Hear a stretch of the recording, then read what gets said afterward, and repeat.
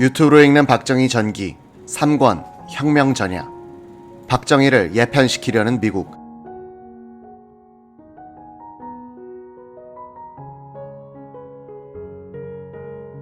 (1960년 8월 19일) 장면 신임 총리가 국회에서 인준되고 내각 구성을 위한 준비에 착수하자 정군파 장교들의 대표격인 김종필 중령은 군복을 입은 채로 중앙청에 있던 국무총리실을 찾아갔다. 국방장관 인선에 대한 건의를 할 참이었다. 경향신문 정치부장 출신인 송원영 비서관이 나오더니 무슨 일로 왔느냐고 물었다. 군 관계일로 건의 드릴 일이 있어서 왔습니다. 지금 조각 때문에 바쁜데 여기를 군복 입고 들어오는 사람이 어딨소? 군인이니까 군복 입고 오죠. 조각은 군에서는 결정적인 순간입니다. 조각을 결심하시기 전에 총리 각하에게 건의를 드리려고 합니다. 송 비서관은 김종필을 찬찬히 훑어보더니 당신이 그 하극상 사건의 주동자요 라고 했다. 충정으로 왔습니다. 꼭 뵙게 해주십시오. 송원영은 총리실로 들어갔다가 나오더니 도저히 말씀드릴 상황이 아닌데 이러면 어떻겠소? 내일 아침에 사복으로 갈아입고 명륜동 자택으로 오시오라고 했다. 총리실에선 고함 소리가 들리더니 문이 열리고 민주당 구파 보스인 유진산 의원이 씩씩거리면서 나왔다. 그가 옆방으로 들어가니 기다리던 기자들이 몰려 들어갔다. 김종필도 슬그머니 다가갔다. 유진산이 기자들에게 말했다. 도저히 안 되겠어. 내가 뭐 무리한 요구를 하느냐 말이야. 저 사람 인식이 그렇게 되어 있질 않아. 보아하니 조각의 신구파 배분 문제로 총리와 격론을 벌이다가 합의를 보지 못한 듯했다. 김종필은 다음날 새벽 일찍 명륜동 총리 사택으로 갔다. 현관에 들어서니 벗어놓은 구두가 수십 켤레나 됐다. 안은 찾아온 사람들로 바글바글했다. 조용하게 이야기할 수 있는 분위기가 아니었다. 조금 기다리니 장면 총리가 나왔다. 김종필이 다가가는데 주위에서 밀어붙여 접근이 되질 않았다. 장 총리는 성당에 미사를 드리러 가는 길이었다. 송원영 비서관이 장면 총리 뒤를 따라 나왔다. 송 비서관이 김종필을 보고는 난감한 표정을 짓더니 내가 나중에 말씀을 전하고 당신께 알려드릴 테니 전화번호를 주시오 라고 했다. 김종필은 다시 한번 꼭 이런 말씀을 드려달라고 다짐했다. 군을 정화한 뒤 떠날 수 있는 사람을 육군 참모총장으로 임명해 주십시오. 그 일을 밀어줄 수 있는 분을 국방장관으로 임명해 주십시오. 그렇게만 해주신다면 저희들은 군법회의에 넘겨져 처벌을 받아도 달게 받겠습니다. 김종필이 6본 첩보부대 기획차장실로 돌아가 있는데 송 비서관으로부터 전화가 걸려왔다. 총리께 그대로 말씀드렸는데 총리도 그렇게 하겠다고 하셨소. 민주당 신파와 구파는 조각 협상에 실패해 첫 내각은 신파 의원들로만 구성됐다. 구파는 별도의 원내 교섭단체를 구성하겠다고 선언해 분당으로 가는 길을 열었다. 8월 23일 장면 총리는 내각 명단을 발표했다. 국방장관은 현석호 의원이었다.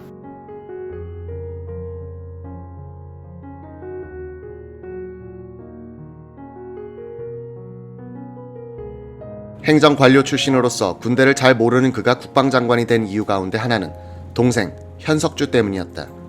현 준장은 육사 2기 출신으로서 박정희와 동기이고 김재규와 가까웠다. 형이 야당 의원이라고 진급해서 누락돼 4.19 이후에야 준장으로 진급했다. 장면 총리는 동생이 장성으로 있으니 그를 통해서 군대 사정을 잘 알 수 있을 것이라고 해서 현석호를 국방장관에 임명했다고 한다. 정부는 8월 29일 새 육군 참모총장으로 최경록 참모차장을 승진시켰다. 최영희 총장은 연합참모본부 총장으로 옮겼다. 9월 3일 정부는 육군 참모차장으로 김영일 군단장을 임명했다. 최경록 중장은 민주당 인사들과 교분이 두터웠다. 군의 수뇌부가 새로 짜여지고 있을 때 김종필 중령을 주축으로 한 정군파 장교들은 여러 사건들을 일으킨다. 이 낙선에 5.16 혁명사 증언록을 기준으로 하여 날짜별로 살펴보면 이러하다. 9월 9일 김종필 등 장교 11명은 한강에서 놀이배를 타고 국방장관에게 삼성 장군을 전부 예편시키고 이성 장군을 참모총장과 차장에 임명할 것을 건의하기로 합의. 9월 10일 이들은 국방장관실을 찾아갔으나 장관은 만나지 못하고 정래혁 총무국장에게 자신들의 뜻을 전달. 정군파 장교들은 충무장이란 일본식 음식점에서 만나 구태의연한 민주당 정부에 더 기대할 것이 없으니 정군에서 혁명으로 투쟁 방법을 바꿀 것을 논의했다. 석정선, 석창희 중령은 쿠데타를 반대했고 최준명 대령은 5사단 참모장으로 나간 뒤여서 행동을 함께할 수 없었다. 남은 9명이 혁명 추진을 위한 기본 임무를 정했다. 김종필, 계획 전반, 김형욱, 정보, 정문순, 정보, 오치성, 인사, 김동환, 경제, 길재호, 사법, 옥창호, 작전, 우형용, 작전, 신윤창, 작전. 9월 하순, 연참 총장으로 옮긴 최영희 중장이 초청한 미 국방부 군원국장 파머대장이 이한 성명에서 군내에 일고 있는 정군 움직임은 전투 경험을 가진 장성들을 잃게 되는 결과를 빚을지 모른다는 우려를 표명했다. 최경록 총장은 이 성명은 주권 침해에 해당한다는 요지에 반박 성명을 냈다. 김종필 등 정군파 장교들도 발칵했다. 일부 장교들이 최영희 연참 총장을 찾아가 항의하려다가 헌병대에 연행 훈방됐다. 최영희는 이 장교들을 불러 자신의 입장을 해명했다. 그런데 이 사실이 언론에 보도되자 16명의 장교들을 하극상 혐의로 군법회의에 넘겼다. 최영희 당시 연참 총장은 그해 10월 6일 사퇴했는데 최근 기자에게 이런 말을 했다. 사실 그때 군에선 육사 8기생들에 대한 대책을 세웠어야 했습니다. 그들은 6.25를 소대장, 중대장, 대대장으로 치르면서 엄청난 인명 손실을 당했습니다. 그들은 진급도 늦어 중령 계급장을 8, 9년째 달고 있어 상관들에게 불만이 많았습니다. 김종필 중령은 그때 나이가 만 36세, 이군 사령관 장도영 중장은 37세였다. 나이는 한 살 차이지만 계급은 중령과 중장 차였다. 8기생들은 엘리트 의식이 있어 상관들을 별로 존경하지 않았다. 전투는 우리가 다 했는데 훈장은 저들이 독차지했다. 별을 달고 있으면서도 독도법도 모르는 사람이 많다는 식으로 불만들을 표현했다.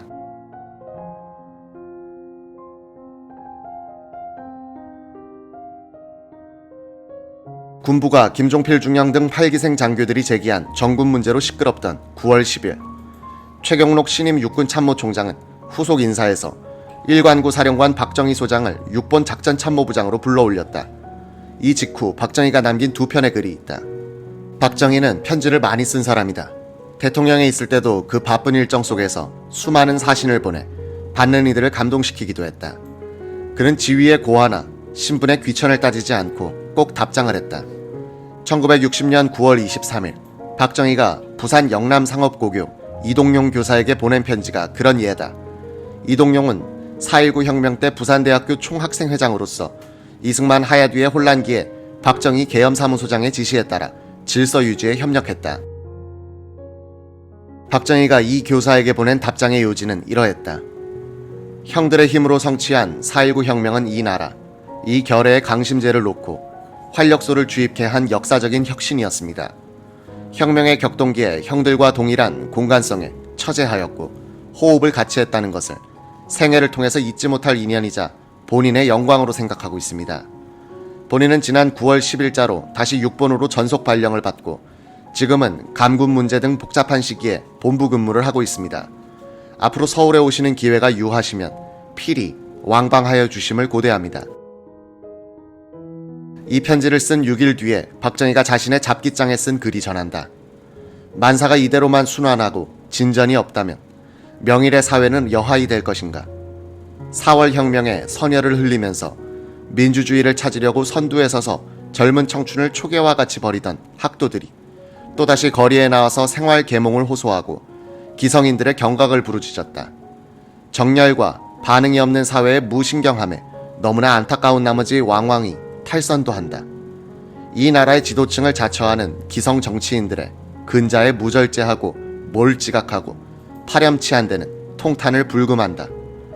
국민 대중은 신생 제2공화국의 혁신적인 시책과 국민 생활 향상을 위해서 지대한 기대와 관심을 가지고 관망하고 있다. 연이나 전국은 남마와도 같이 헝클어지고 걷잡을 수 없이 혼란과 무질서만을 노정하고 국민들의 실망만 커가고 있다.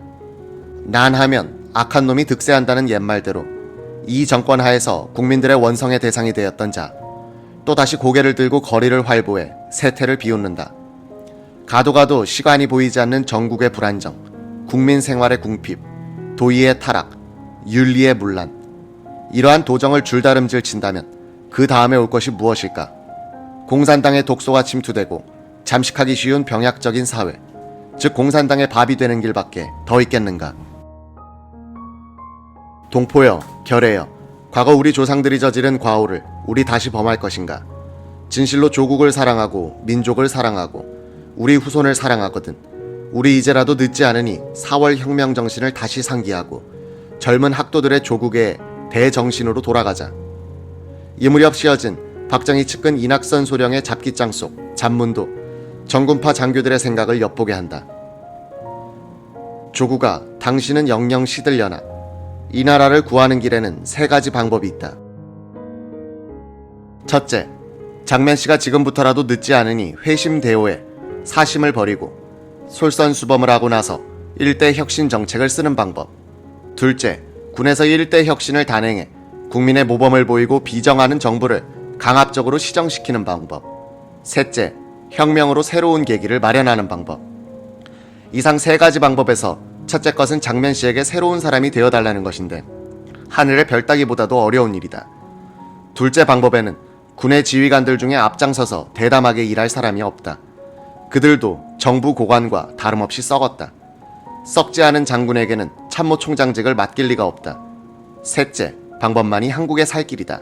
그리고 가능한 일이다. 그렇다면 누가 혁명의 주체가 되어야 하느냐? 학생들도 이젠 그들의 무기력을 노정시키고 말았다. 혁신계는 공산화할 위험이 있으며 족청계는 사심이 너무 크다. 충성무사한 군인이 혁명을 일으켜 일정한 기간 군정으로 국가 발전의 기틀을 만들고 건설은 지자에 넘겨주도록 해야 한다. 1960년 가을 박정희 6본 작전참모부장은 마음이 편치 않았다. 우리 군 수뇌부와 미 8군은 그를 김종필 중령이 주동한 이른바 16인 하극상 사건의 배후 조종자로 지목하고 있었다. 더구나 미 8군 사령관 메구르더 대장은 박정희의 해묵은 좌익 전력을 문제 삼아 예편시키려고 했다.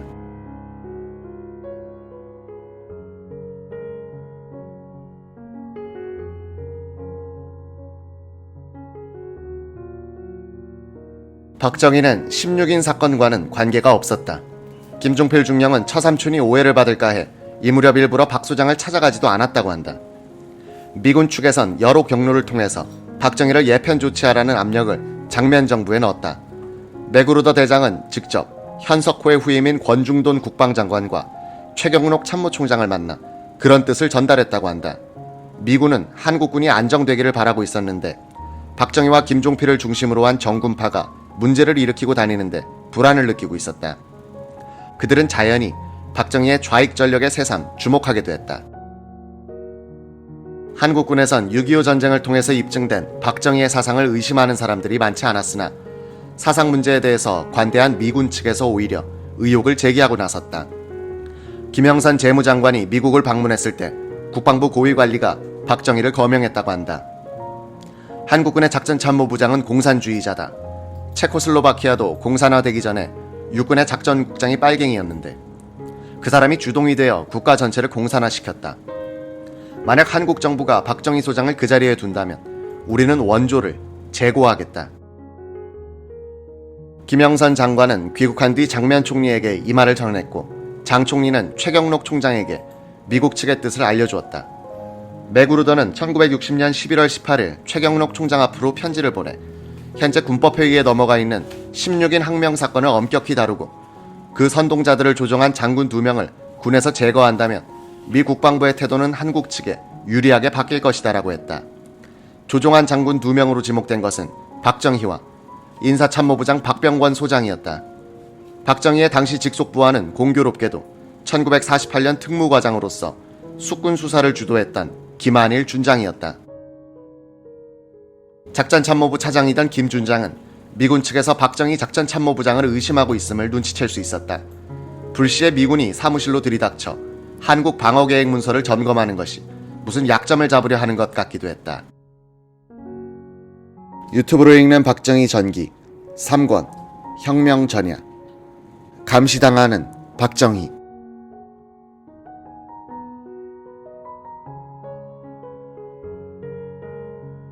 김한일 6번 작전참모차장은 미군이 최경록 총장을 통해 박정희 작전참모부장을 예편시키라는 압력을 넣고 있음을 알고 있었다. 어느 날 퇴근 무렵 박정희 소장이 총장실로 불려 들어가더니 오랫동안 나오지 않았다. 김 준장도 퇴근을 미루고 직속 상관이 나오기를 기다렸다. 어두워진 박정희가 사무실로 돌아왔다. 총장과 의견 충돌이 있었던 듯 얼굴이 벌개져 있었다. 한참 있더니 박정희는 김한일에게 말했다. 내 문제는 김영이 좀 설명해 줄 수밖에 없겠습니다. 이 말은 박정희가 소령 시절 좌익에 연루된 혐의로 조사를 받을 때 6번 정보국 특무과장으로서 박정희의 생명을 구해주는 데 기여했던 김한일이 8군 사령관에게 가서 박정희는 지금 공산주의자가 아니다라고 해명을 해달라는 뜻이었다. 김한일은 그런 부탁을 들어주지 않았다. 영어를 잘할 줄 모르고 그렇다고 통역을 데려갈 처지가 아니었다. 김한일은 박정희 장군은 그때 쫓기는 입장이었다. 군에서 추방당하기 전에 거사를 해야 한다는 생각을 했을 것이다 라고 말했다.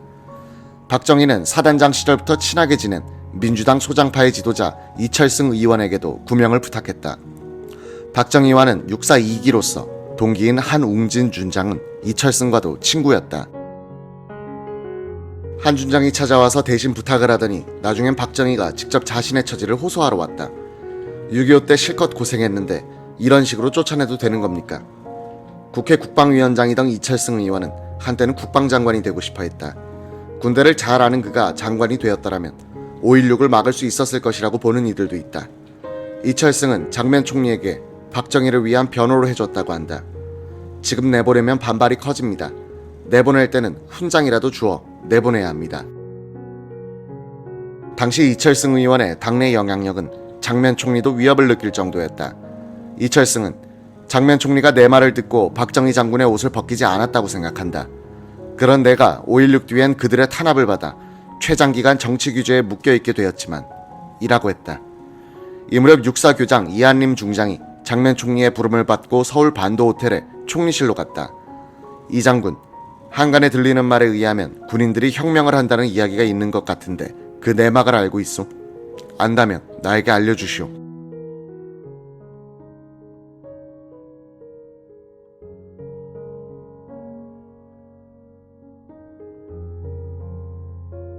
이한림도 박정희 소장과 족청계 출신 장교들에 의한 쿠데타설을 듣고 있었다.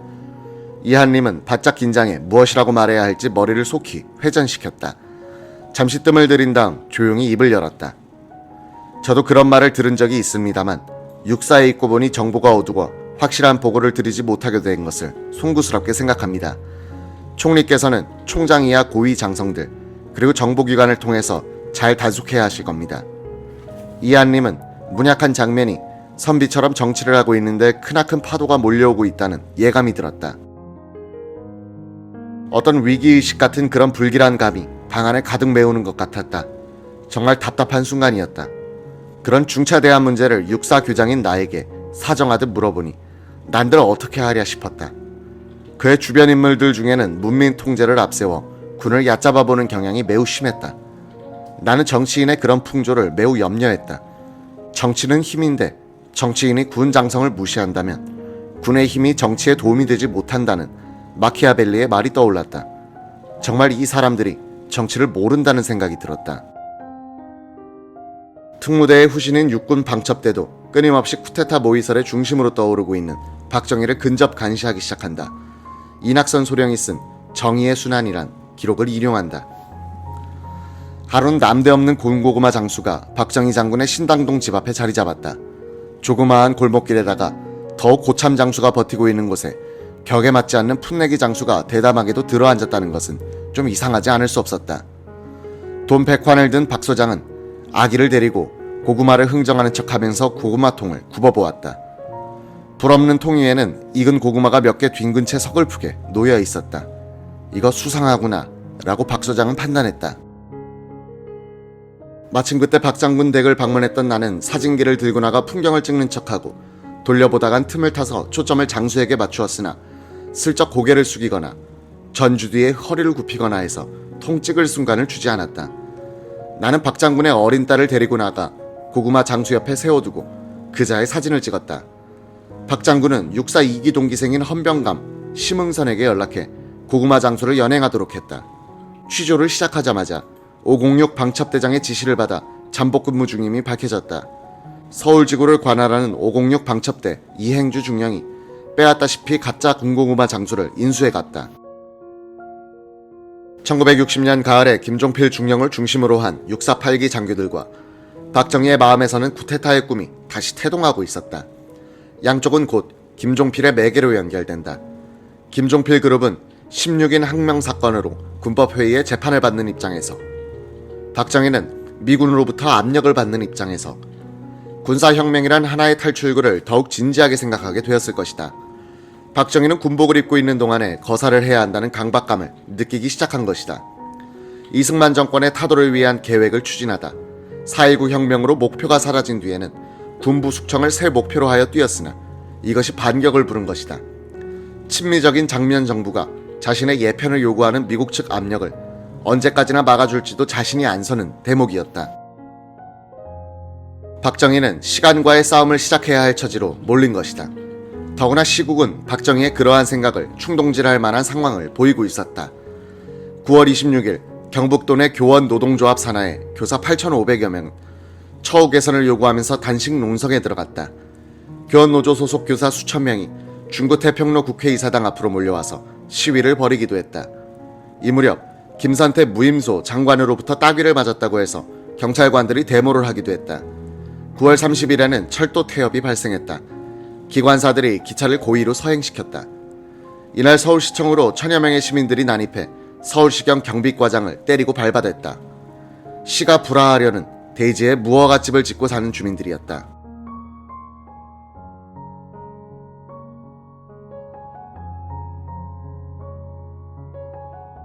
10월 8일 서울지방법원은 3.15 부정선거에 관련돼 구속 기소되어 있던 곽영주 전 대통령, 경호 책임자 등 피고인들에 대해서 소급하여 처벌할 수 없다는 이유를 들어 무죄를 선고, 석방했다. 그 3일 뒤 4.19 부상 학생들이 문제의 판결에 항의한다면서 국회의사당에 난입했다. 본회의는 중단되고 국회의원들은 피했다. 부상자들은 의장 단상을 점령하고 목발로 단상을 치면서 난동을 부렸다. 너희들은 다 나가라. 우리가 정치를 하겠다. 정쟁 국회는 해산하라. 곽상훈 국회의장은 사임서를 제출하고 내무장관이 물러났다. 국회는 소급입법을 허용하는 개헌안을 통과시켰다.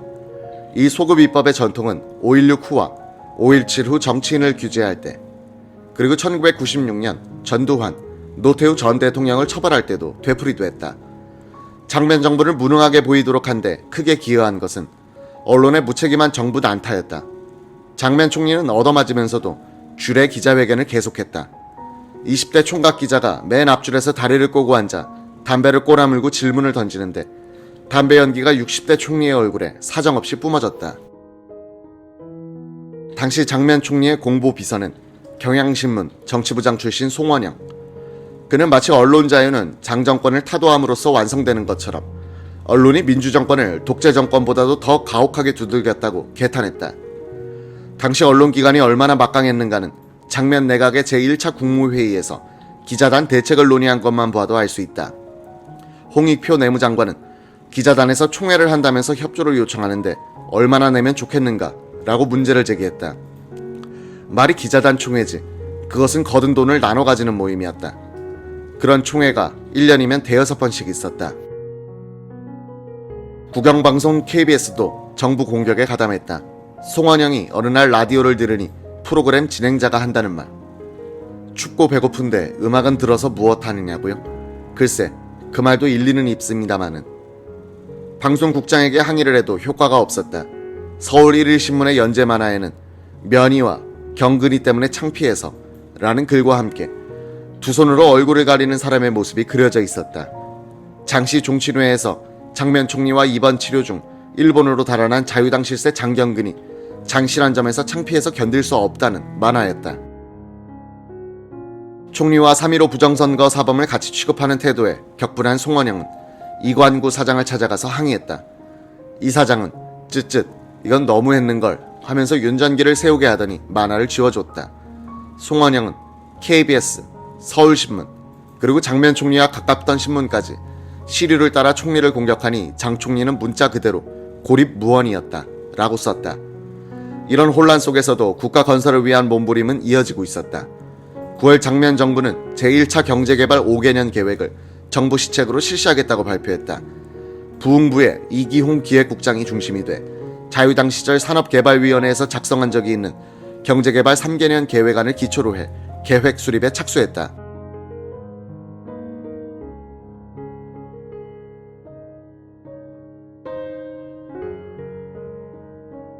자유당 때 성안된 장기 경제개발 계획안을 보고받은 이승만 대통령은 아니 불구대천의 원수 스탈린의 방식을 따르자는 것인가라고 힐책해 이 계획은 묵살되었으나 이기홍, 이한빈 같은 미국 유학파 경제관료들은 하나의 불씨처럼 그 꿈을 간직해오고 있었다. 장면 정부는 5개년 경제개발 계획을 추진할 수 있는 재정 지원을 미국에 요청했다. 장면 총리는 원조 요청 각서를 미국 정부에 제출하면서 내정개혁의 단행, 국방비 부담의 축소, 대일 국교 정상화를 약속하고 1961년부터 1965년간 소요될 4억 2천만 달러의 지원을 요청했다. 10월 초엔 김영선 재무장관이 미국을 방문, 직접 설명에 나섰다. 김영선 장관을 수행했던 당시 예산국장 이한빈에 따르면 미국 정부의 반응은 냉담했다고 한다. 귀로의 비행기 안에서 김영선 장관은 이 국장에게 혹시 박정희란 이름을 들은 적이 있느냐고 물었다. 이한빈은 없습니다라고 했다. 김영선은 워싱턴에 있는 동안 어떤 미국 인사가 그 사람이 쿠데타를 계획하고 있다는 귀뜸을 해주더라 라고 했다. 이한빈은 하도 어마어마한 이야기라서 그냥 듣기만 했다. 5개년 계획을 만들면서 정부는 미국 아시아재단의 자금 지원을 받아 미 국방부의 연구소인 랜드 코퍼레이션에 찰스 울프 박사를 초청, 자문을 받았다. 울프 박사를 주로 상대한 사람은 부흥부 이기홍 기획국장과 이한빈이었다. 울프는 5개년 계획 작성 작업은 국방을 포함한 장기적인 국가 경영 전략의 시각에서 파악하는 사고방식을 공유하고 있어서 작업은 내실 있게 진행되었다는 것이다. 이기용 국장은 1960년 10월 수색의 국방대학원에 특강을 나간 적이 있었다. 제1차 5개년 계획, 국토건설 사업, 미국 원조의 효율적 운용 방안 등을 주제로 하여 3차례 강의를 했다. 그는 장교들의 의욕과 진지한 자세에 깊은 감명을 받았다. 강의가 끝나면 교수 요원들이 심도 있는 질문과 토론을 이어갔다. 이기용 국장은 이 젊은 장교들이 왜 이처럼 열성적인가 하고 의아했다고 한다. 민간 동료 공무원들은 5개년 계획이나 국토건설 사업에 무관심이거나 냉소적이었는데 오히려 군인들이 더 적극적이었습니다. 너무나 대조적이었습니다.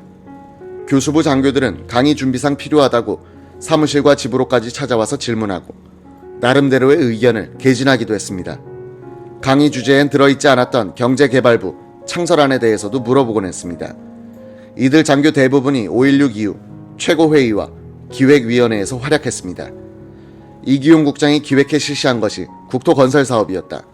실업자 구제, 미국 원조 양곡, 그리고 낙후된 사회 간접 자본 시설을 연결시킨 발상이었다.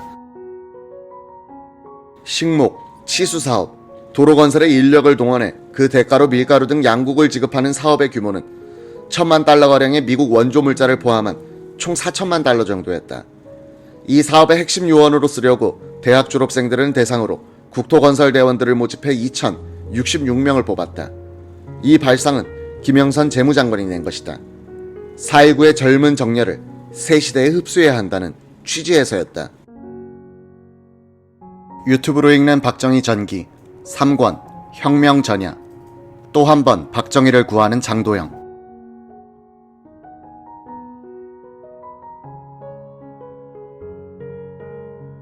서울대학교 시설을 이용해 국토건설대 요원들을 교육하는 책임자로서는 월간 잡지 사상계 사장 장준하가 나섰고 함석헌, 박종홍, 이만갑 같은 이들도 적극적으로 참여했다. 이즘 한국 사회에서는 무질서한 민주주의의 실험에 대한 반성이 일고 있었다. 1960년 12월에 실시된 서울의 국회의원 보궐선거 투표율은 38%에 그쳤다. 이제부터는 경제개발을 통해서 부국강병을 이뤄야 한다는 주장이 일어나고 있었다. 1961년 고려대 학생 377명을 상대로 한 여론조사에서 86%는 서구 민주주의는 한국에 적용될 수 없다고 답했다. 이들 가운데 약 40%는 우리는 준비가 되어 있지 않다고 답했고 30%는 한국과 서구 간의 사회, 문화적인 격차 때문에 민주주의 원칙들이 한국에서 아직은 실현될 수 없다고 답했다. 이 격동기의 한복판에 서 있었던 장면 총리는 깔끔하고 온순한 성품의 소유자였다. 독실한 천주교 신자인 그는 정치인보다는 성직자가 더 어울렸을 사람이란 평을 들었다. 그는 파란만장한 삶의 궤적을 그린 박정희와는 정반대의 인생 항로를 탔다. 그는 유복한 가정에서 장남으로 태어났고 평양이 고향인 그의 아버지는 3남 3녀의 6자식을 모두 외국으로 유학시켰다. 장면의 두 남동생 중 장발은 서울미대 초대학장을 지낸 화가, 장극은 세계적인 항공물리학자가 되었고 둘째 누이는 한국인으로는 처음으로 천주교 수녀원장이 된 사람이다. 장면 부부는 5남 2녀를 두었다. 장남 진은 서강대학 교수, 차남 건은 미국에서 건축가로 활동, 삼남 익은 신부, 사남 순은 보스턴에서 정치학 교수로 재직 중, 오남 흥은 프랑스 파리은행 근무, 장녀 이숙은 미국 노틀담의 수녀이자 미술교사, 차녀 명자는 작고했다. 이런 명문가 출신인 장면은 공과 사회에 엄격하고 작은 일에 성실한 이였다. 일제시절 동성상업학교 교장이던 장면은 만원 전차를 탔다가 밀려내리면서 전차표를 내지 못하게 되면 그 자리에서 꼭 전차표를 찢어버렸다고 한다. 장면 총리는 비서실장으로 김흥한 변호사를 기용했다. 그는 검찰총장을 지낸 김익진의 아들이자 서울법대 학장을 지낸 김증한 교수의 동생이었다. 김 실장도 깐깐하고 깔끔한 사람이었다. 비서실의 모든 직원에게 공용으로는 국무총리, 비서관, 송원영, 사용으로는 송원영 식으로 쓴 2가지 명함을 갖고 다니도록 했다. 장면이 주미대사, 국무총리, 부통령, 내각제하의 총리로 순탄한 출세를 한 데는 천주교와 미국의 지원이 컸다. 1952년에 이미 미국 정부는 자신들의 국가 이익을 위한 최선의 선택이 장면이라고 확신해 그를 차기 대통령으로 밀었다. 이승만 당시 대통령은 이에 반발, 부산 정치파동을 일으켜 미국과 장면의 도전을 꺾었다. 최근에 비밀이 해제된 미국 외교, 정보문서는 장면이 지나칠 정도로 미국에 대해 사대적 태도를 취하고 있었음을 보여주고 있다. 이런 장면에 대해서 미국 정부 요인들은 속으로는 다소 낮은 평가를 내리고 있었다. 1956년 당시 주한 미군 사령관이던 램리처 장군은 장면 당시 부통령을 허약한 보수적 기회주의자라고 평하는 보고서를 상부에 올렸다.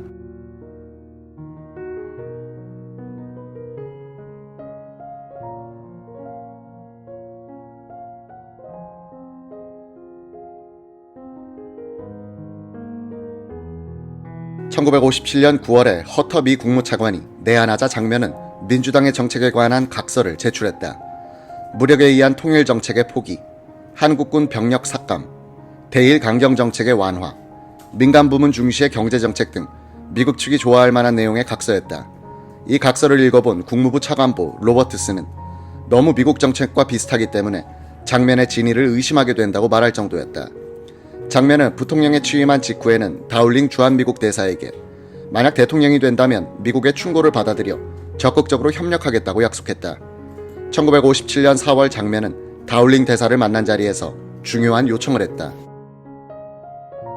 이승만 대통령의 유고로 내가 대통령직을 계승할 경우 미국 측이 최장 24시간 나의 신변 보호를 해주었으면 좋겠다는 요지였다. 이 요청을 국무부에 보고하면서 다울링 대사는 장면의 지도력에 회의를 나타낸다.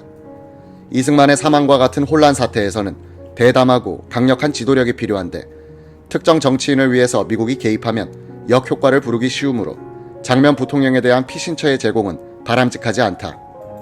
장면은 1952년 부산 정치파동 때도 미군 병원에서 신변의 안전을 도모한 전력이 있다. 그의 뇌리엔 위기 때는 미국의 도움을 받는다는 행동 절차가 입력돼 있었던 것 같다. 1960년 미국 CIA 서울 지부장은 피어드 실버. 그는 동서냉전의 뒤안길을 누빈 공작 전문가였다. 1950년대 말 서울로 부임한 그는 장면과 아주 가까운 사이가 됐다. 실버는 서브로자란 제목의 회고록에서 장면과의 첫 만남에 대해서 설명했다. 1959년 말 한국 정부가 반도호텔 대연회장에서 주한 외교관들을 위한 크리스마스 리세션을 열었을 때 나는 연회장 한 구석에 참석자들에게 외면당한 채 홀로 서 있는 그를 보고 놀랐다. 나는 북적대는 사람들을 헤집고 그에게 다가가서 내 이름을 대고 최근 서울에 왔노라고 소개했다. 그는 유창한 영어로서 내가 CIA를 대표하고 있는 것을 알고 있노라고 했다. 이야기가 진행되자 그는 미국 정부가 알아야 한다고 느끼는 중요한 일들이 있으니 가까운 장래에 사적으로 만날 수 있겠느냐면서 자신의 집으로 찾아올 수 없느냐고 물었다. 이 만남이 계기가 돼 두 사람은 자주 접촉한다. 실버는 적어도 일주일에 한 번은 그의 집이나 우리 집 또는 공식 행사장이나 반도 호텔에 있는 그의 사무실에서 만났다 라고 했다. 내 아내 마릴리는 이 온화하고 기품 있는 사람을 무척 좋아했으며 우리 집에서 점심 식사를 할 때면 장 박사가 즐기는 미국 음식인 옥수수가루 머핀과 새콤달짝지근한 소스에 뼈를 추린 싱싱한 송어 냄비 요리를 잊지 않았다. 장면 총리는 1961년 5월 16일 새벽 시내로 진입하는 혁명군의 발포 소리를 듣자 반도 호텔을 벗어나 제일 먼저 실버의 집을 찾게 되는데 이 이야기는 나중으로 미룬다.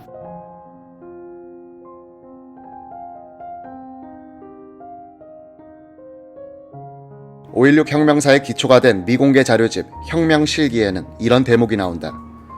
가을이 저물어가는 11월 9일 곱게 물든 단풍잎들이 유난히도 눈에 띄었다. 신당동 박 소장 집 응접실에 모여든 젊은 그들의 입가에는 엷은 미소마저 풍기는 여유가 보였다. 박 소장이 자기를 지도자로 추대하고 혁명 계획을 확인한 9명의 장교들 앞에서 그들의 장거를 적극적으로 찬동하는 뜻을 밝히고 함께 기울어져가는 조국의 재건에 있는 힘을 다하자고 다짐하는 훈시로 모임은 클라이맥스를 이루었다.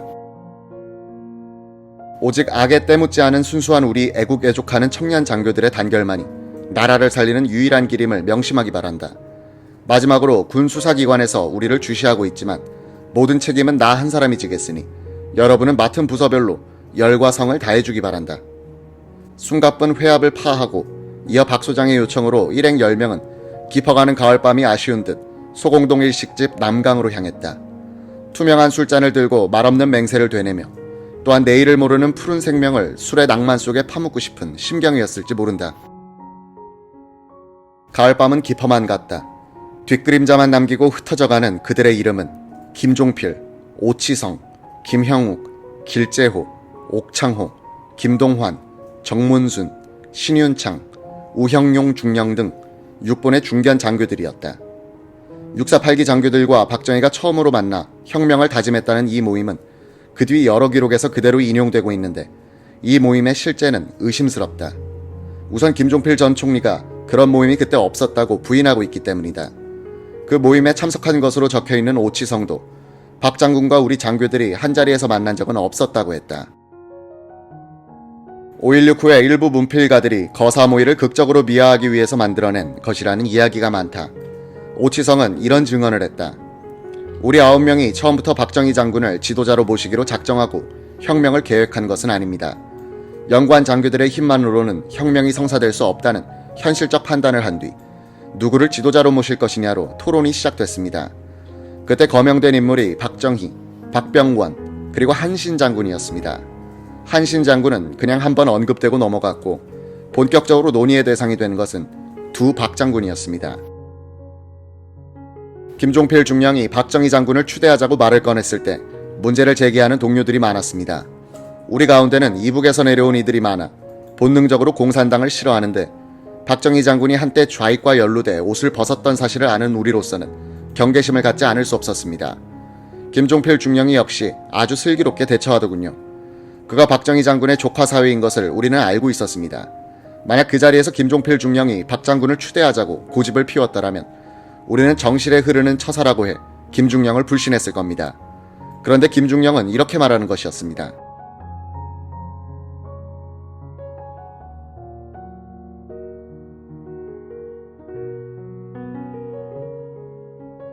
각자 의견이 다르니 우선 시간을 갖고 박 장군에 대해서 알아본 다음에 다시 모이지.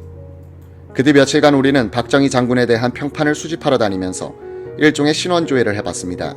한결같이 깨끗하고 능력 있는 분이란 이야기였습니다. 우리가 다시 만났을 때는 자연스럽게 혁명 지도자로 박정희 소장을 추대하자는 쪽으로 의견이 모이더군요. 그 뒤 박정희 장군과의 접촉은 김종필 중령에게 맡겼기 때문에 박 장군의 집에 우리가 몰려가서 회합을 가질 수는 없었습니다. 1960년 12월 8일 6본 작전참모부장 박정희 소장은 2군 부사령관으로 좌천돼 대구로 내려갔다. 당시 2군 사령관은 장도영 중장. 장도영은 자신의 회고록에서 마침 부사령관이 논산훈련소장으로 전출돼 공석이 되어 있었는데 박정희 소장이 예편당하게 되었다는 소식을 듣게 됐다 라고 했다. 1950년 6월 장도영 당시 6본 정보국장은 인민군이 서울로 밀고 들어왔는데도 전투정보과의 비공식 문관으로 근무하던 박정희가 월북하지 않고 한강을 건너 국군과 합류한 것을 보고는 그에 대한 사상적 의심을 풀게 된다. 그는 상부의 건의에 박정희를 소령으로 복직시켰다. 이런 인연으로 해서 장도영 장군은 그 뒤 2번 박정희를 직속 부하로 쓴 적이 있었다. 선한 심성을 가진 장도영 중장은 박정희가 예편당하게 되었다는 소식을 접하자 동정심이 발동해 다시 한번 구원의 손길을 뻗친다. 그는 전식 임무를 거쳐 장성으로 승진했는데 확고한 증거도 없이 좌경 위험인물이라고 낙인을 찍어 예편시키는 것은 부당한 일이라고 생각한 나는 육본에 연락해 마침 부사령관직이 공석이니 박 장군을 2군으로 보내달라고 요청했다는 것이다. 박정희는 장도영보다 6살이 위였다. 장도영은 부하지만 박정희를 어렵게 대했다. 부사령관으로 부임해온 박정희에 대한 의혹을 풀어주려고 장도영 중장은 애쓴다. 미국에 갔다가 미국 정부 요인으로부터 박정희를 예편시키라는 압력을 받고 돌아와 장면 총리한테 전달한 바 있는 김영선 재무장관은 당시 장면 내각에 가장 유능하고 영향력이 센 장관이었다. 장도영은 김영선 장관과 박정희를 식사 자리에서 만나도록 해 구면이 되도록 했다고 한다. 김영선은 박정희 정권 때는 주일 대사로 중용됐다. 이 무렵 장도영의 눈에 비친 박정희는 이러했다. 그는 원래 불교의 영향을 받았는지 언행에는 선적 가치관이 내재해 있었다. 과묵하고 매서운 눈으로 항상 앞을 직시하며 똑바른 자세로 절도 있게 행동하는 사람이었다. 그의 몸가짐은 얼핏 보면 일본의 무사를 연상케 했는데 흠잡을 데 없는 전형적 군인이었다. 그러나 평소 그 얼굴에는 수심이 끼어 있었고 욕구 불만에 찬 표정을 하고 있었는데 간혹 웃을 때도 종종 냉소적인 표정을 띠었다. 그 냉소는 군에서 그를 오해하거나 부당한 처우를 하는 데 대한 반발심에서 나오는 것으로 보였다. 또한 그 냉소는 부패하고 무질서한 것으로 그가 보고 있던 우리 사회를 비판 또는 배관시하는 데서 나오는 것으로 보이기도 했다. 그는 가까운 친구가 별로 없었다. 상하 관계상 자신을 존경하는 추종자는 있었겠지만 서로 동등한 입장에서 친구가 되고 상호 신뢰와 존경으로 협조해 공동 목표를 달성한다는 개념은 많이 결여됐던 것 같다. 이런 점은 그가 흉금을 터놓고 자기 자신을 노정하지 못하는 성격에서 연유한 것인지 모르나 그보다는 그의 비범함 영웅심이 사회생활에서 자기 소외를 가져온 것으로 나는 보았다. 유튜브로 읽는 박정희 전기 3권 혁명 전야. 혁명이냐 전역이냐.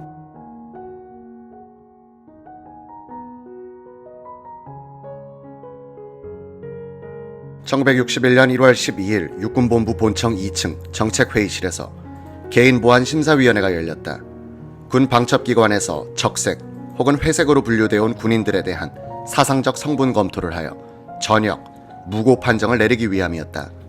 이 위원회는 갑반과 을반으로 나뉘어져 갑반은 중령 이상 장교들을 다루고 을반은 그 이하를 취급했다. 갑반위원회의 구성은 참모차장을 비롯한 작전, 군수, 관리참모부장, 육군방첩대장, 그리고 1, 2군 사령부의 보안 책임자였다. 1958년부터 방첩대의 전신인 특무부대에서 사상 성분에 문제가 있는 장교들에게 비밀 취급인가를 취소하고 전역시키는 안을 상부에 건의해왔다. 여기에 해당하는 장성급 인사는 2사람이었는데 그중 한 사람이 박정희였다. 미군이 박정희를 내몰려고 하는 가운데 이 보안 부적격자 처리 문제가 재론도했다. 이날 비밀회의는 박정희 소장에 대해서 좌익 전력자로서 비밀 취급 인가를 받기에는 부적절하다고 판단해 예편시키기로 결의했다고 이낙선은 5.16 직후에 쓴 수기에서 주장했다. 이 결의가 즉각 탐지됨으로써 혁명 촉진의 자극제가 되었다는 것은 전화위복이었다. 그 후의 이야기지만 5.16 혁명이 일어나자 이틀 후에 육본에서는 모 처장의 제의로 개인 보안 심사를 재심의해 박 소장의 거세를 위한 정책적인 조치이던 엉터리 결의를 무효화하고 관계 서류를 감쪽같이 지워버렸으니 허무한 세상이랄 수밖에 없다. 박정희는 광복 직후의 좌우익 대결기에 좌익 모험을 한 것이 평생 꼬리표가 되어 그를 따라다녔다. 막판에는 이로부터 오는 강박관념이 그를 절박하게 혁명의 길로 몰아붙였다. 혁명이냐 전역이냐의 시간 싸움이기도 했다. 혁명 모의에는 박정희의 구국 일념에 못지않게 이러한 개인적 이해관계도 걸려 있었다. 목숨을 던지는 일대 승부를 결단하는 데는 내면적인 요인에 못지않은 외부로부터의 압박이 작동했던 것이다. 박정희의 오랜 친구이던 구상은 당시의 박정희를 목과 웅두리에도 사연이란 자전시에서 이렇게 그렸다. 귀로 대구서 만난 장군 박정희는 이미 눈에 핏발이 서려 있었다. 내가 피정의 여운으로 화제를 쇠락으로 몰고 가도 해치워야 해를 주정섞여 연발하며 편성숙숙, 야도하유, 견천병 옹대하란 일본 시음을 되풀이해 불렀다. 40일 만에 돌아온 서울은 그야말로 북새통이었다. 4.19의 젊은이들은 몽둥이를 들고 의정단상을 점령하는가 하면 맨손 맨발로 휴전선을 넘어 북한마저 해방한다고 아우성을 쳤다.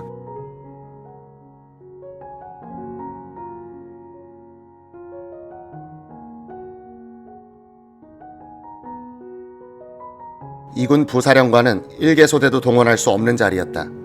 박정희가 직책과 직권에 의존해 쿠데타를 계획하는 사람이었다면 그를 이군 부사령관으로 보내는 것만으로 후환을 제거했다고 볼 수 있었다. 박정희는 국가 개조에 대한 공감과 자신의 인격을 바탕으로 해 인맥을 구축한 것이지 직책에서 나오는 영향력을 바탕으로 한 사람이 아니었다. 그런 박정희에게는 이군 부사령관이라는 실권이 없는 대신 시간이 많은 자리가 오히려 혁명모의에 적합했다. 이군 참모장은 만주군 시절부터의 친구인 이주일 소장이었고 대구에 이웃한 영천의 정보학교장은 박정희가 군에서 추방돼 불우한 나날들을 보내고 있을 때도 그를 따랐던 육사 2기 동기인 한웅진 준장이었다. 이 두 사람은 4.19 이전의 이승만 타도 쿠데타 모의 때부터 가담했다. 한웅진은 박정희와 함께 포섭 대상자들을 고르기도 했다. 그는 박정희의 인물 지식에 놀랐다고 한다. 이 친구는 입이 가벼워. 이 친구는 땡땡땡 사람이야. 이 사람은 가만히 놓아두어도 우리 편을 들 사람이니 굳이 포섭할 필요가 없어. 박정희는 이런 식으로 장교들의 특성과 자질을 줄줄 꿰고 있더라고 한다. 인간에 대한 호, 불호를 좀처럼 드러내지 않았던 박정희지만 그는 예리한 인간 관찰을 해왔고 혁명 조직을 짜는데 그 축적된 지식이 한몫을 했다. 공자는 지식을, 인재를 알아보고 적재적소에 쓰는 능력이라고 요약했다. 박정희는 주변의 다양한 인물들을 모아서 그들의 능력과 개성에 맞는 일을 맡길 줄 아는 눈을 가진 사람이었다. 그는 박종홍 같은 철학자와 김정리엄 같은 모범생과 이유락 같은 지모인과 김영욱과 같은 거친 인물을 상호 모순 없이 쓰고 부렸다. 그를 두고 청탁을 함께 들이마신 사람, 그러나 자신의 혼을 오염시키지 않은 사람이라고 평하는 것도 사람을 다루는 안목의 다양성과 깊이를 의미하는 것이다. 그는 나라를 뒤집고 새로 세우는 일에는 정직하고 성실한 사람만 있어서는 일이 이루어지지 않는다는 것을 잘 알고 있던 사람이었다. 전략과 정보에 밝은 박정희는 5.16을 계획하는 데 있어서도 그 작전의 원리를 적용했다. 서울에 소재한 정권의 사령탑을 기습해 그 기능을 일거에 마비시키는 집중의 원칙이 그것이었다. 장면 총리의 체포와 방송국 및 육군 본부의 점령이 쿠데타 작전의 핵심이었다. 박정희는 또 이 쿠데타가 군부내의 일파에 의한 반란으로 규정되면 작전 지휘권을 준 미군에 의해서 손쉽게 진압될 것이라고 판단했다. 이를 위해서는 육군 참모총장이 지휘하는 전군의 거사라는 간판을 걸어야 했다. 이 때문에 참모총장을 포섭하지 않을 수 없었다. 그런데 최경록 총장은 박정희에게 비우호적인 인물이었다. 박정희는 자신이 조종할 자신이 있다고 판단한 장도영 2군 사령관을 총장으로 밀려고 했다. 1960년 말 박정희는 한웅진과 장경순 준장을 방첩부대장과 구사단장으로 보내 비밀의 누설에 대비하고 수도권에서 병력을 동원하는 데 쓰려고 인사운동을 했으나 실패했다. 5.16의 결정적인 요인은 장도영과 박정희의 인간관계였다. 나이는 6살 아래인 직속상관 장도영은 박정희의 자장 안에 들어있었다. 장도영의 박정희에 대한 높은 평가와 그 자신의 정치적 야망이 뒤섞인 결과라고도 볼 수 있는 이 숙명적 관계는 권력을 놓고 벌이는 게임에서는 피해자와 가해자로 갈리게 마련이었다.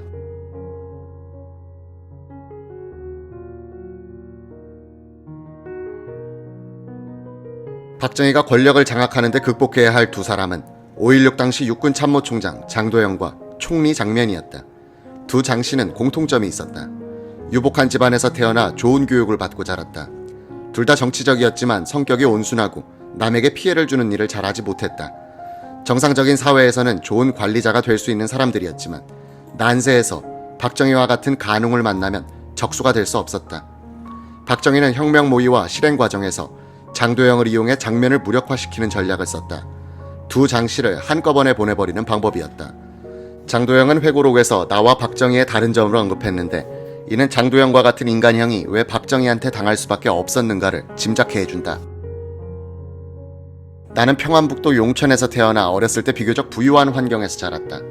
청소년 학도 시절에는 성실하고 근면하게 공부한 일도 없고 자율과 자제도 많이 부족했던 것이 나의 생활 모습이었다. 나는 규율과 단련이 결여되었다. 박정희 장군과 나는 상통하여 친밀해질 수 있는 요소도 있었지만 대조적인 요소가 더 많았다. 서로 흉금을 털어놓고 지내는 사이는 아니었다. 육군의 육성 방안에 대해서도 생각이 달랐다. 난 미군에서 본을 떠서 우리에게 맞게 적응해 나가려고 생각했는데 그는 일본 군대에서 더 많은 것을 얻을 수 있다고 생각했다. 군의 편제와 훈련 교육에 관한 논의가 나오면 일본 군대에 관한 예를 많이 들었다. 그는 또 술을 좋아했다. 술 마시고 울분을 토하고 그의 무인 기질과 영웅심을 적나라하게 나타내곤 했지만 나는 술이 몸에 맞지 않아 많이 못하고 또 호언장담도 할 줄 모르는 성품이라 한 부대에서 같이 근무하면서도 허물없는 술자석을 같이 해본 일이 거의 없다. 우리는 무력적 부패를 혐오했고 청빈을 군인의 자랑으로 삼았다. 무엇보다도 우리의 관계를 가깝게 한 것은 그에 대한 나의 깊은 동정이었다. 박정희는 사람 좋은 이 장도영 장군을 바람막이로 이용한다. 박정희는 대구에서 자주 서울로 올라왔다. 어느 날 그는 청계천변에 있는 단골 요정 봉우리에서 김재춘 육관구 참모장을 불러냈다. 박정희는 교제 범위가 넓고 활달한 김재충 대령에게는 마음 편하게 대했고 생계나 돈과 관련한 문제로 신세를 많이 졌다. 봉우리에서 박정희는 술을 마시고는 항상 외상으로 달아두었는데 이것을 갚는 일은 김대령의 몫이었다. 이날 박정희는 김재춘에게 이런 말을 했다. 우리가 혁명을 하는 데는 장도영 장군을 참모총장으로 앉혀야 유리해. 참모장이 정계의 힘을 한번 써봐. 김재춘이 듣기에는 장도영 장군도 이런 로비에 대해서 허락을 한 것 같았다. 김재춘은 박정희 2군 부사령관과 이주일 참모장이 함께 장도영 2군 사령관을 설득해 참모총장 추대 공작을 하는데 양해를 얻었다고 본 것이다. 김재춘은 서울지구를 관할하는 육관구에서 참모장으로 오랫동안 근무해 정치인들을 많이 알았다.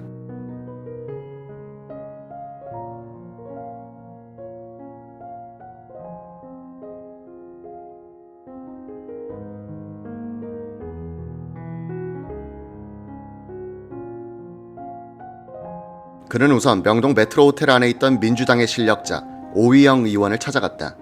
김재춘은 나라가 위기에 처했을 때는 군대의 역할이 매우 중요한데 장도영 장군이 책임감이 강하고 소신이 있습니다. 참모총장으로 밀어주십시오. 라고 했다. 오위영 의원은 군내 사정에는 어두웠고 김재춘의 말을 믿었다. 그는 장 장군을 한번 만나보자고 했다. 1961년 1월 김재춘의 연락을 받은 장도영 2군 사령관은 대구에서 군용기로 여의도 비행장에 도착했다. 전속부관 김동수 소령을 데리고 왔다. 김재춘은 장도영만을 안내해 오위영 위원을 찾아갔다. 장도영 장군은 모자를 벗더니 오위영에게 큰절을 했다. 오위영 의원은 점잖게 물었다. 이야기를 많이 들었습니다. 그럼 군 창설 당시부터 있었습니까? 예, 그렇습니다. 전번 4.19 혁명 때 우리 군은 중립을 잘 지켜줘 얼마나 고마웠는지 모릅니다. 앞으로도 군이 중심이 되어 이 난국을 잘 끌고 가야 할 텐데 말입니다. 물론입니다. 저희들은 군을 잘 결속시켜 충성을 다하겠습니다. 지금 여러 사람들이 참모총장 물망에 오르고 있는 모양인데 참모장이 하도 이야기를 많이 해서 이렇게 뵙게 된 겁니다. 며칠 뒤 오위영 의원이 김재춘을 부르더니 이렇게 충고해줬다. 아무래도 장면 총리는 여러 사람 눈치를 봐야 하는 것 같은데 박순천 의원 알죠? 그분한테 한번 찾아가서 이야기하고 장 장군도 모시고 가서 선을 보이시죠. 김재춘은 장도영을 모시고 서대문구에 있던 박순천 의원 집을 찾아갔다. 박순천 의원도 인상이 좋은 장도영에게 호감을 갖게 됐고 장면 총리에게 장도영을 총장으로 추천했을 것이라는 게 김재춘의 추측이다. 장면 총리가 장도영을 참모총장으로 임명하는 데 있어서 오위영, 박순천 두 의원의 말을 어느 정도 참고했는지는 알 수 없다. 김재춘에 의한 운동이 결정적인 요인이 아니었음은 확실하다. 당시 국방장관은 현석호, 장면 1차 내각의 초대 국방장관으로 임명됐다가 한 달도 못 되어 물러났던 현석호는 1961년 1월 30일 민주당 내각의 제3차 개각 때 다시 국방장관으로 기용됐다. 현석호는 16인 사건 등 이른바 하극상 사건으로 어수선한 군내의 기강을 바로잡기 위해서는 최경록 총장을 바꿔야겠다는 판단을 내리고 장면 총리한테 건의하니 장면 총리도 동의해 주었다. 현석호 장관은 우선 메구르더 미 8군 사령관과 만나 이 문제를 협의했다. 이승만 정부 때부터 육군 참모총장의 인사에 대해서는 미 8군 사령관과 사전에 협의를 해왔다. 메구르더 사령관은 불과 몇 달 전에 최경록 장군을 총장으로 임명했는데 왜 또 바꾸려고 하는가 하고 반대했다. 현석호 장관은 현 시점에서는 과단성 있는 총장이 있어야겠다면서 나는 우리 군 장성들의 성분과 능력을 잘 모르니 사령관이 추천하는 대로 쓰겠다고 말했다. 그랬더니 맥그루더의 태도가 누그러졌다고 한다. 현 장관은 김종호 연참 총장, 이한림 육사교장, 장도영 2군 사령관을 거명했다. 맥그루더는 대뜸 제너럴 장이 어떨까요라고 했다. 현석호 장관은 장도영에 대한 선입견이 있어 선뜻 내키지 않았다고 한다.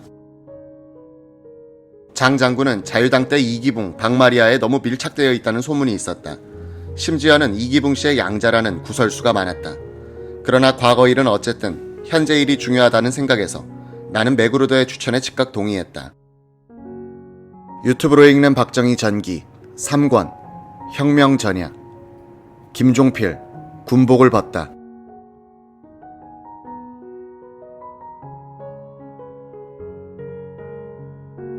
현석호 국방장관은 1961년 2월 초 장도영 2군 사령관을 불렀다. 장 장군이 육군 참모총장을 맡아줘야겠소. 장도영은 의외라는 듯이 이렇게 사양했다고 한다.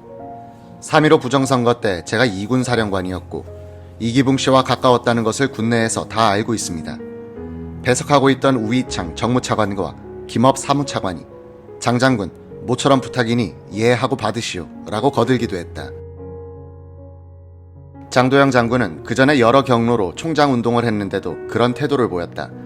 국회에서는 이필선 의원이 특별법으로 처벌받아야 할 사람을 총장으로 임명한 것은 4.19 혁명 정신에 위배되는 일이 아닌가 하고 따졌다.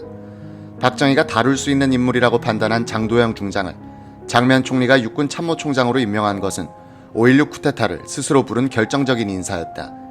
많은 사람들이 예측했듯이 이한림 육사교장이 총장이 되었더라면 5.16 거사는 전혀 다른 결말을 보았을 가능성도 있다. 이한림은 장면, 현석호와 같은 가톨릭 신도였기 때문에 총장으로 유력시되었으나 1군 사령관으로 전보됐다. 이한림은 만주 군관학교와 일본 육사 유학생 때 박정희와 생활을 같이 한 동기였다. 청년 장교 시절부터 박정희가 혁명을 꿈꾸고 있는 것을 가까이에서 지켜보았다. 성격이 단호한 이한림은 위기 때 장도영 중장처럼 처신할 인물이 아니었다. 1군 사령관으로 부임한 직후 이한림이 서울에 들렀다. 부관이 오더니 육사 군수참모부장 백문대령이 집에서 기다리고 있습니다라고 했다. 원주 1군 사령부로 돌아오는 길에 집에 들렀다. 백대령은 박정희 군수기지 사령관 아래서 참모로 근무한 적이 있었다. 그는 망설이더니 말을 꺼냈다. 박정희 장군이 군 사령관을 만나서 할 말씀이 있다고 합니다. 시간을 내주셔야겠습니다. 이한림은 예상한 대로 그 이야기구나 하는 생각이 들었다. 그는 정색을 하고 말했다. 무슨 이야기인지 짐작이 가는 일이니 만나나 마나요. 그러니 내 말을 박 장군에게 전하도록 하시오. 박 장군이 지금 쿠데타를 하려고 하는 모양인데 하지 말라고 하시오. 민주정치가 선지 1년도 안 되었는데 이를 도와야지 딴 생각을 말라고 하시오. 그리고 쿠데타를 용납할 수 없다고 전하시오. 이한림은 따끔하게 주의를 주고는 일어서서 비행장으로 향하면서 서울에 있는 여러 정보기관이 적절히 대처하겠지라고 생각했다는 것이다. 20년 친구 박정희를 스스로 고발할 생각은 나지 않았던 것이다. 박정희가 대구로 내려간 뒤 본격적으로 쿠데타 계획을 짜고 있을 때 서울의 김종필 중령은 위기를 맞고 있었다. 1961년 2월 초 김중령, 석정선 중령이 헌병대에 붙들려가서 구속수사를 받기 시작했다. 1960년 말에 일단락된 16인 항명사건이 재조사되면서 김, 석 두 중령이 숨겨진 주모자로서 체포된 것이다.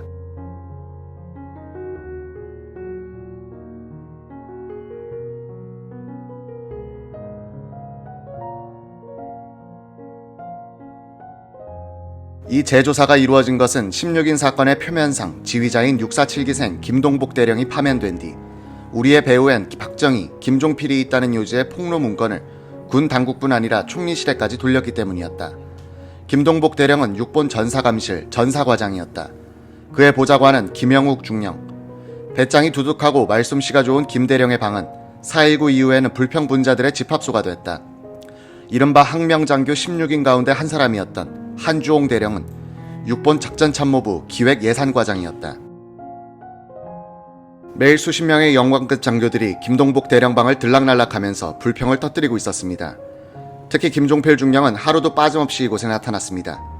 대모로 날이 새고 날이 지는 시국과 부패하고 무능한 군 상충부를 비난하다가 그러면 어떻게 하지? 라는 화두로 발전합니다. 강경파는 뒤집어버리자는 말을 하고 온건파는 그게 쉽게 되나라고 반박합니다. 장면 총리가 감군 방침을 발표한 뒤로는 영관급 장교들의 불만과 불안은 더욱 높아갔습니다. 감군이 되면 군대를 떠나야 할 사람들 가운데는 육사 5기에서 8기 출신의 고참 영관들이 많았다. 특히 육사 8기 출신 장교들은 6.25는 우리가 소모품 소대장, 중대장이 되어 지켜낸 전쟁인데 전쟁이 끝난 뒤에는 8년이나 중령 계급장을 달게 해놓고 이제 와서 집에 가라니 이런 대우를 할 수 있나 하는 울분으로 부글부글 끓고 있었다. 한주홍 대령은 6.25가 터졌을 때는 중대장으로서 8기 출신 장교들을 소대장으로 6명을 받았었다. 전쟁이 끝날 때 보니 생존자는 한 사람뿐이었다. 민주당 정부가 출범했을 때 6번에만 해도 감군 대상자로 꼽힌 영관 장교가 100명을 넘었다고 한다. 김동복 대령은 1960년 9월 24일 오전 6본의 영관급 장교들 수십 명을 이끌고 연참 총장 최영희 중장을 찾아갔다. 출발할 때는 10여 대이던 지프가 도착해보니 5대로 줄어 있었다. 한주홍 대령은 김종필, 석정선, 김영옥 중령을 불러서 너희들은 빠지는 게 좋겠다. 너희들까지 구속되면 누가 뒷일을 책임지겠나 하고 타일러 6본으로 돌려보냈다고 한다. 김동복 대령은 최영희 중장에게 용태와 정군의 필요성을 건의했다. 최영희 장군은 이들 장교를 잘 타일러서 보냈다고 생각했는데 다음날 이 사실이 신문에 났다. 헌병대가 수사에 착수해 16명 장교들을 모두 중앙징계위원회에 넘겼다. 최영희 장군도 증인으로 나와서 선처를 요청한 때문에 김동복 대령 등 3명만 정직 3개월과 감봉 처분을 받고 나머지 장교들은 근신 처분을 받았다. 16인 장교들은 일은 똑같이 했는데 왜 처분이 이렇게 다른가 하며 또 시비를 걸어서 불복, 모두 군법회의에 넘어가기를 자원했다. 16인 중에는 법률에 밝은 이석재 중령 같은 장교들이 있어 공판 중에 재판부 기피 신청 등 끈질긴 법정 투쟁을 벌였다. 요사이 기준으로는 운동권 같은 집단 행동이었는데 재판부는 김동복 대령을 제외한 전원에게 무죄를 선고했다. 김동복은 불경죄로 파면 및 1년간의 집행유예 처분을 받았다. 김동복은 군복을 벗은 뒤 혼자서만 억울하게 당한다고 생각했는지 아니면 동료들이 자신을 섭섭하게 대한다고 생각했는지 김종필과 석정선을 물고 들어가는 폭로를 하고 나온 것이다. 그 결과 김종필과 석정선은 헌병대 감방에 갇혔다. 마루틈으로 찬바람이 새어들어와 모포를 4장이나 포개놓고 잤다. 헌병대에서는 그들을 잡아넣어두고는 조사도 하지 않고 나를 보냈다. 그러던 중 헌병감 조흥만 준장이 김종필을 찾아왔다.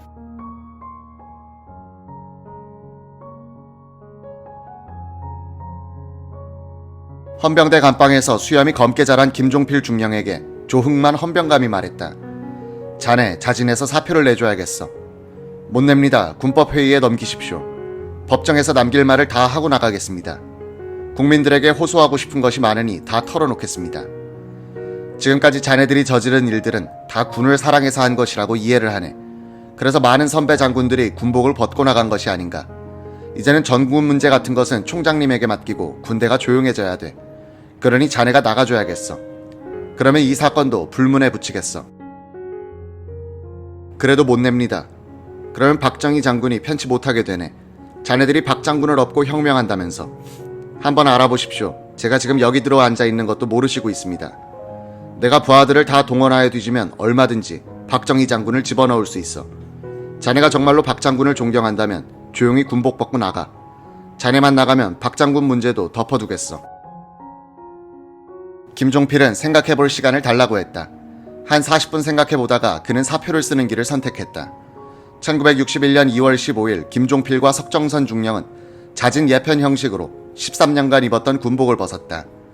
김종필이 감방에서 풀려나 집에 가니 동기생들이 와 있었다. 그들에게 김종필은 이제는 시간이 많을 테니 좀 뛰어다녀 보겠어 라고 했다.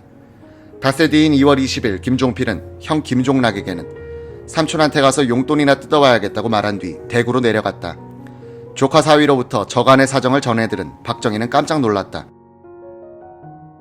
이거 안 되겠군. 이래가지고는 안 돼. 나도 결심을 할 때가 된 거야. 그동안 그날이 멀지 않았다고 보고 나대로 준비는 해왔어. 서울 사정은 어떤가?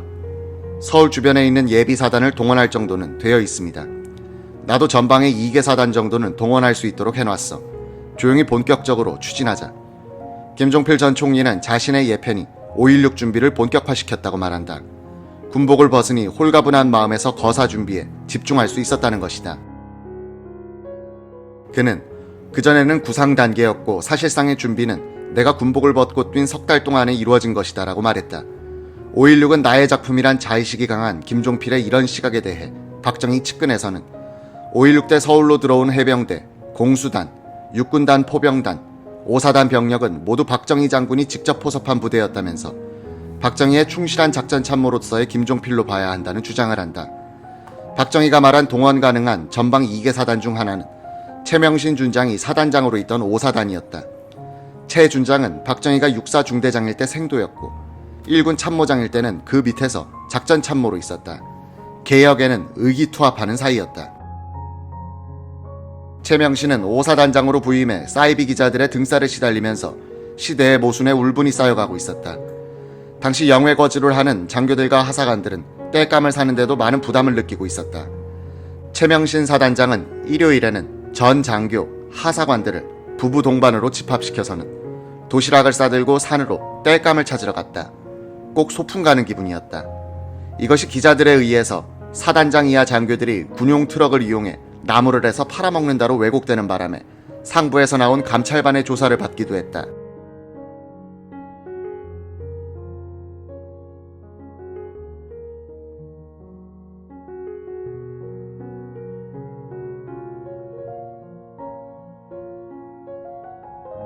물을 먹여서 납품한 소를 적발해 업자를 혼내주었더니 이들이 상부에 투서를 하여 또 조사반이 내려왔다. 최명신은 하루가 멀다 하고 내려오는 조사에 진절머리가 나면서 4.19로 얻은 자유가 이런 것이란 말인가 하는 회의가 생겼다고 한다. 이런 최명신은 박정희가 대구에서 서울로 올라오면 육본의 장경순 준장, 청주 37사단장 김준희 준장과 함께 자주 만나 울분을 터뜨리기도 했다. 이거 무슨 조치가 있어야지 이러다간 빨갱이한테 먹히는 게 아닌가 몰라. 이런 걱정을 함께 나누던 박정희 소장은 1961년 새해에 들어서면서는 대구에서 경비행기를 타고 직접 5사단을 찾아오곤 했다. 사단 비행장에서 만나 잠시 잡담을 하다가 돌아가곤 했다. 이대로 앉아서 빨갱이들한테 당할 수는 없소. 그렇지 않소, 최 장군. 어느새 두 사람의 대화 중에는 쿠데타라는 말이 섞이기 시작했다. 최명신 준장은 그러나 기름을 넣기 위해서 잠시 기착한 박정희가 순수한 우국 충정을 털어놓는 것이라고 생각하고 있었다. 2월 초순 어느 날이었다. 최명신은 박 장군으로부터 전화를 받았다. 착 가라앉은 목소리였다. 비행장에 나가니 황량한 활주로로 이내 더욱 춥게 느껴졌다. 박정희가 탄 L-19 경비행기가 착륙 선회를 하고 있었다. 최명신은 박정희를 비행장에 있는 비행대장실로 안내했다. 박정희가 무겁게 말을 꺼냈다. 이젠 방법이 없습니다. 개혁하지 않으면 북괴에 먹히고 맙니다. 일단 우리 군부가 주동이 돼 하루빨리 개혁의 길로 나가야 합니다. 벌써 8기생들 중엔 많은 움직임이 있소. 청년 장교들은 거사 시기를 앞당겨야 한다고 하는데 최 장군 생각은 어떻소? 안 됩니다. 쿠데타를 논의하는 거는 해방 이후 처음일 겁니다. 신중해야 합니다. 한국군이 미군 지휘하에 있다는 것을 잊어서는 안 됩니다. 자칫했다가는 미군과 충돌할 우려도 있습니다.